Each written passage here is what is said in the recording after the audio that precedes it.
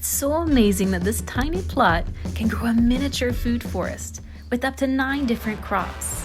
Something I'm learning is that a food forest can be made in a small space. And today, I'm going to be showing you what I planted in mine here in Morocco, North Africa. But first, what is a food forest?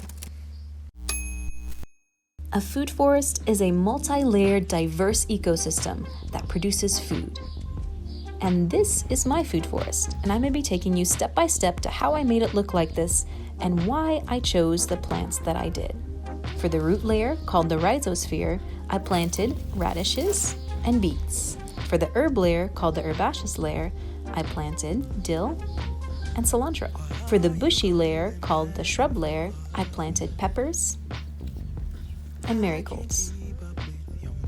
For the tallest part of the food forest, called the canopy layer, I planted avocado and amaranth. And finally, for the vertical layer, I planted long beans. And that was a simple walkthrough of my mini food forest. But why those plants? With any ecosystem comes pests, and with pests can come diseases. So I planted dill and marigolds to attract beneficial insects to my garden. Beneficial meaning they benefit me by eating those bad bugs. Another problem when gardening is direct sunlight, as it can cause early bolting, evaporation, and lots of weeds.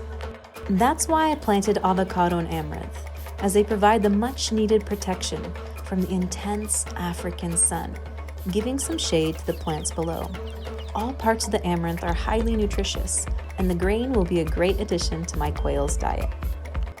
I planted the long beans because they're highly productive and offer pods that stay tender even when up to a foot long.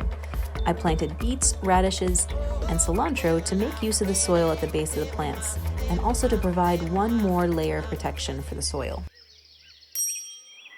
The lesson I'm learning is that whatever I am watering and taking care of will grow, whether it's good or bad for me.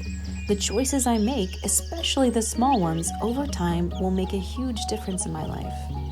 I hope that by watching this video, you realize you don't have to be super smart or have a huge space to make a food forest.